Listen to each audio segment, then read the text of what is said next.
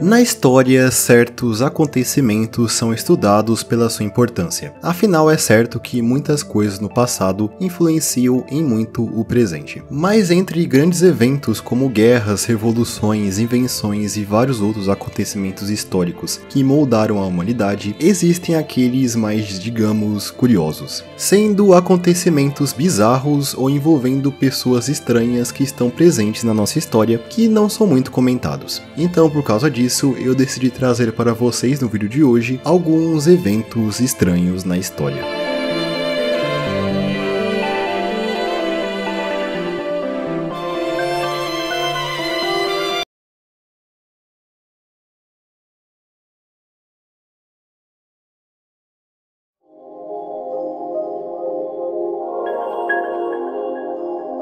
O nosso primeiro caso é até que bastante conhecido, mas ainda assim ele é até hoje de certa forma bastante misterioso. Em 1518, na cidade de Estrasburgo, que naquela época fazia parte do Sacro Império Romano, hoje parte da França, foi reportado que entre 50 a 400 pessoas começaram a dançar sem motivo aparente, sendo que parecia que aquelas pessoas não queriam estar dançando e elas simplesmente não conseguiam parar de dançar por nada. Se acredita que essa epidemia de dança durou por cerca de 2 meses, indo de julho a setembro daquele ano, sendo que a epidemia da dança não só ficou em Estrasburgo, mas se espalhou também por várias cidades próximas. Tudo teria começado com uma mulher chamada Frau Trofeia, que começou a dançar em uma rua da cidade. Ninguém sabia o motivo dela ter começado a dançar e ninguém conseguia fazer ela parar. A mulher só parou de dançar após colapsar em exaustão. Porém, após um tempo se recuperando, ela voltou a dançar. E posteriormente, outras pessoas se juntaram a ela, criando esse grupo de pessoas dançantes que só parou meses depois. Muitas pessoas só paravam de dançar quando elas se machucavam gravemente de tanto dançar, tendo supostamente casos de pessoas que morreram nessa histeria. É dito até que as autoridades locais, buscando uma alternativa para parar a dança, teriam feito mais pessoas se juntarem àquele grupo, junto a dançarinos e a músicos. Mas isso não adiantou muita coisa, na verdade isso teria piorado a situação, que estranhamente teve um fim repentino. Se acreditava na época que aquelas pessoas estavam sofrendo de uma possessão demoníaca ou uma reação causada por sangue quente. E posteriormente, na modernidade, outras possíveis explicações foram apresentadas, como um envenenamento de alimentos causados por um fungo, até uma histeria coletiva causada por um estresse psicológico generalizado, possivelmente causado pela situação em que aquelas pessoas viviam. Mas o fato é que até hoje não se sabe ao certo o que aconteceu em Estrasburgo em 1518 para gerar essa epidemia da dança, sendo que a real identidade da mulher que começou tudo isso também é um grande mistério, gerando diversas lendas que tentam explicar suas motivações para começar a dançar descontroladamente, como ela ter tido uma discussão acalorada com seu marido, podendo a dança ter sido um efeito de um estresse pós-traumático. Porém, até hoje, praticamente tudo relacionado a esse bizarro evento é um mistério.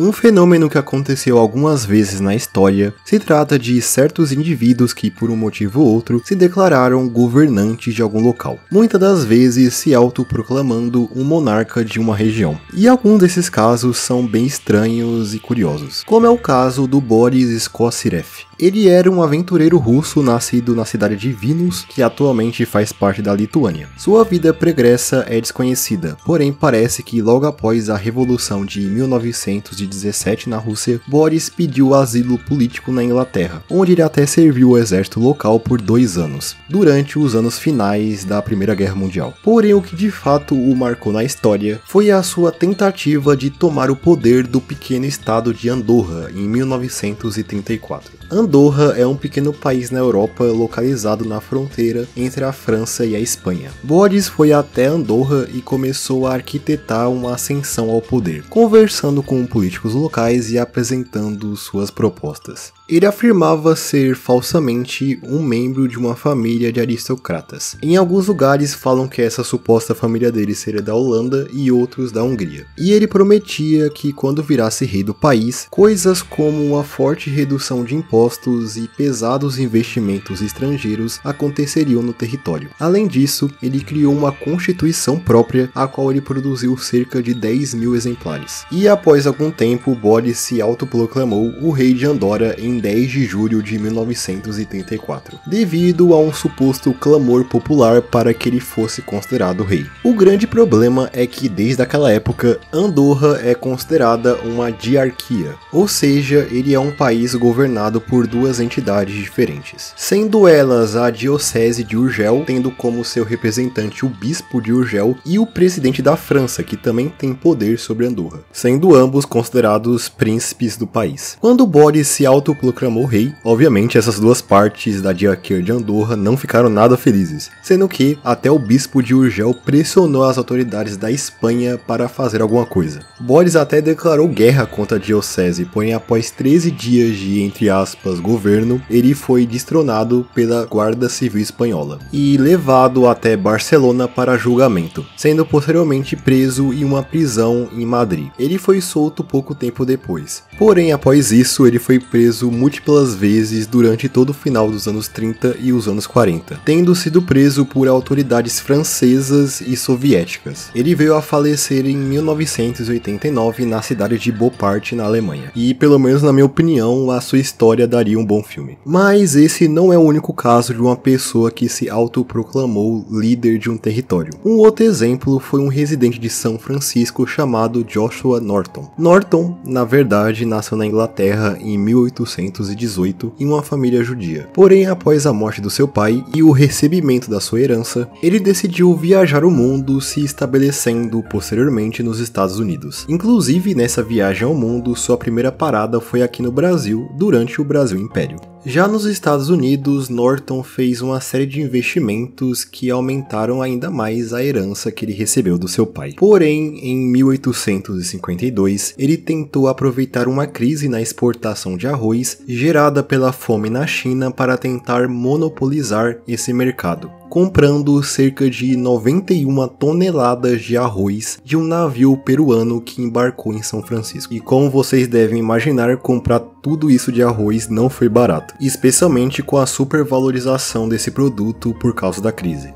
Só que o que ele não imaginava é que junto desse navio, várias outras embarcações com toneladas de arroz também chegaram ao porto de São Francisco, abaixando em muito o preço do arroz. Logo que ele havia investido nessas 91 toneladas de arroz, foi desvalorizado em um piscar de olhos. Ele até tentou reverter a compra na justiça, porém ele perdeu essa ação, o fazendo ter que declarar falência. Após isso, ele sumiu por um tempo, até que em 1859 ele retornou se autoproclamando o imperador dos Estados Unidos, se autorreferindo a partir daquele momento como Norton I, imperador dos Estados Unidos e protetor do México. E ele fez isso sem nenhum poder político e praticamente nenhum suporte. Sua autoproclamação até apareceu em um jornal local, o São Francisco Bulletin, onde era escrito a sua aparição na série do jornal, onde ele apareceu bem vestido e com um olhar sério, se apresentando como o mais novo imperador dos Estados Unidos. A partir daí, Joshua virou uma espécie de celebridade em São Francisco. É claro que ninguém levava a sério a sua ideia de ser um imperador, mas os habitantes locais adoravam conversar com ele e recebê-lo em seus estabelecimentos. É dito que ele podia andar de graça no transporte público e comia livremente em alguns restaurantes, e que também ele era bastante educado e sabia falar muito bem, sendo que ele andava sempre se vestindo com um uniforme militar. Norton veio a falecer em 1880 aos 61 anos devido a síncope. E segundo notícias da época, devido à sua fama que ele adquiriu na cidade, cerca de 10.000 pessoas compareceram ao seu funeral para dizer adeus a essa figura tão singular na história americana.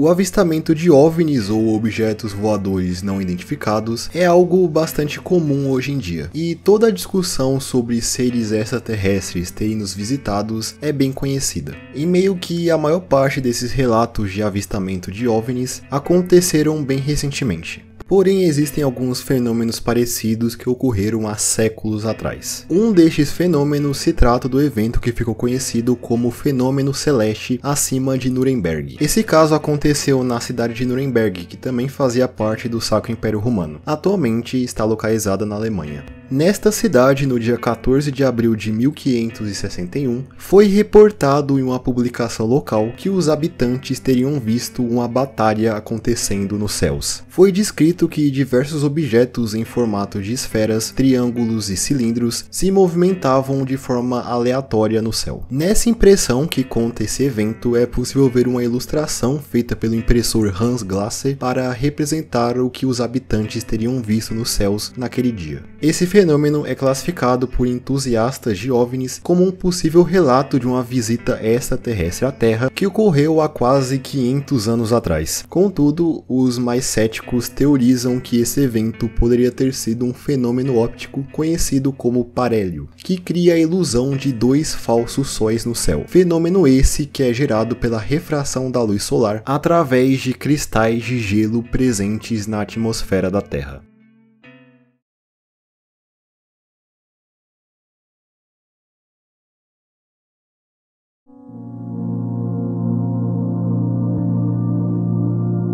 Algo que é bastante discutido na história são guerras, e não é preciso dizer o motivo, não é? A questão é que existem conflitos, além de coisas como a Primeira e a Segunda Guerra Mundial, e outras guerras que são comumente estudadas. Afinal, não faltam conflitos na história, porém existem alguns que têm cenários bem estranhos. Um desses exemplos é a Guerra dos 335 anos. Pelo nome você deve pensar que isso foi um grande acontecimento, afinal ter existido uma guerra que durou mais de 300 anos é bem preocupante, mas esse não é exatamente o caso. A Guerra dos 335 anos foi um teórico conflito entre a Holanda, ou os Países Baixos, e as Ilhas de Sicily, também conhecidas como as Ilhas Sorlingas, que são um grupo de ilhas localizado no sul da Inglaterra. Essas duas entidades travaram a, entre aspas, guerra mais longa da história, e também a guerra com o menor número de destruição e morte. Afinal, nesse conflito, um total de 0 pessoas morreram. Exatamente, 0. Na verdade, não foi registrado um disparo sequer nessa guerra. Ela se iniciou em 1651 como o desdobramento da Segunda Guerra Civil Inglesa, que ocorreu entre fevereiro de 1648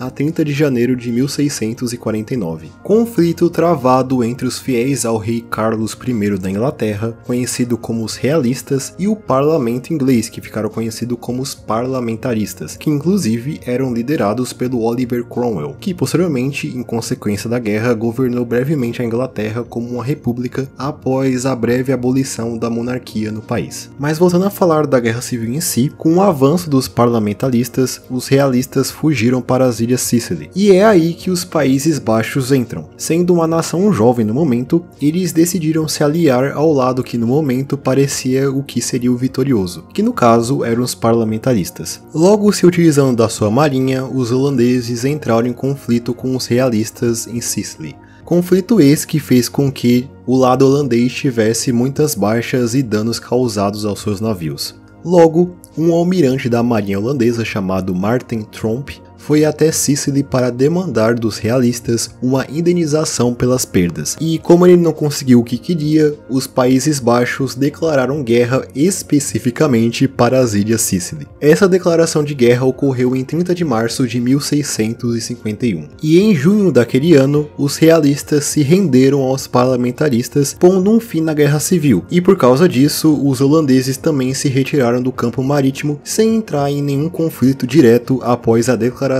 de guerra. O problema foi que, após isso, eles não viram a necessidade de formalizar o fim da guerra, então uma declaração de paz entre as duas entidades nunca foi oficializada. Logo, a guerra, em tese, seguiu existindo ao passar dos séculos. Isso até virou uma lenda em Sicily de que a guerra contra os holandeses ainda continuava e o conflito poderia escalar em algum momento. Só foi em 1986 que eles lembraram da guerra e decidiram finalmente fazer um acordo de paz. que foi oficializado pelo embaixador holandês em Londres, o Hein Rui de Cooper, que visitou as ilhas para firmar o tratado. Isso aconteceu após o embaixador receber uma carta do Roy Duncan, presidente do Conselho das Ilhas Scilly, propondo a oficialização do fim dessa guerra, que foi a mais longa e a mais pacífica da história.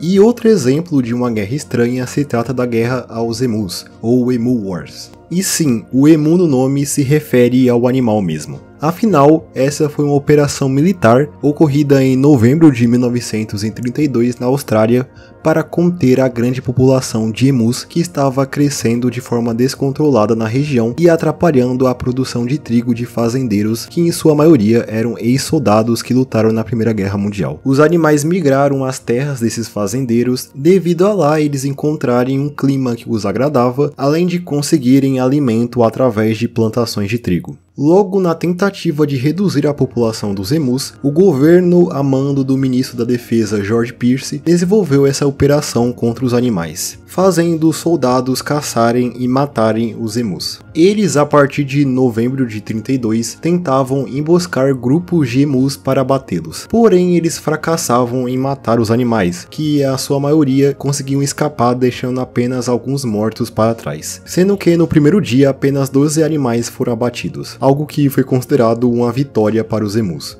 Durante a caçada aos animais, foi reportado a grande habilidade deles de coordenação em grupo. É dito até que cada bando de emu tinha um líder que auxiliava os animais a fugirem dos soldados. A falta de eficiência fez com que a operação virasse uma grande piada na mídia local. Afinal, os soldados australianos estavam meio que perdendo uma guerra para emus, sendo que os registros ao fim da operação registraram que 986 animais foram abatidos. Ou seja, o problema dos agricultores não foi resolvido dessa forma. Uma solução que muitos adotaram depois disso foi criar cercas mais resistentes para proteger as suas plantações dos animais. Eles podiam ter pensado nisso antes, né? Mas no fim, dado a desistência do governo australiano, a Guerra dos Emus terminou com a vitória das aves.